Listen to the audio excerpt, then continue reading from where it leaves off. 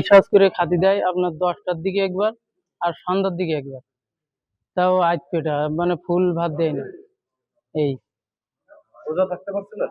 না, রোজা থাকতে পারিনি। ওদের সাথে সারা রাত হচ্ছে বাবায়, ওরা হচ্ছে নৌকায় জায়গা করে ওখানে শুই থাকে আর আমাদের দিয়ে বাবায়। 10 দিনে কত কিলোমিটার নৌকা বাইছেন বলেন তো? তা তো কোনো হিসাব নেই, তা হিসাব করে বলতে পারবো না। বলেন তো একটা ধারণা। তা প্রায় 50-60 কিলো। গত 7 মার্চ 2026 তারিখ শনিবার 6 জন জেলে সুন্দরবনে মাছ ও কাঁকড়া ধরতে গেলে নানাবাই বাহিনীর সদস্যরা তাদের ধরে নিয়ে যায় এবং জিম্মি করে রেখে মুক্তিপণ আদায়ের উদ্দেশ্যে নির্যাতন করছিল।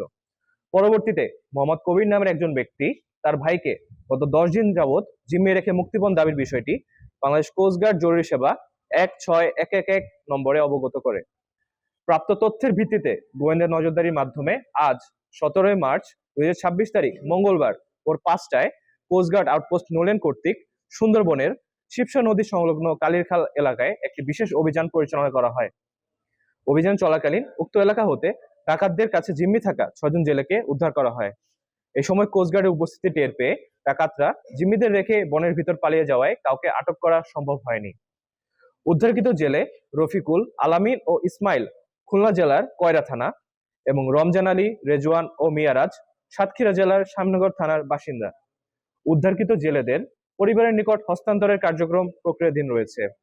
সুন্দরবনকে দোষমুক্ত রাখতে বাংলাদেশ কোস্টগার্ড ভবিষ্যতেও এ ধরনের অভিযান অব্যাহত রাখবে।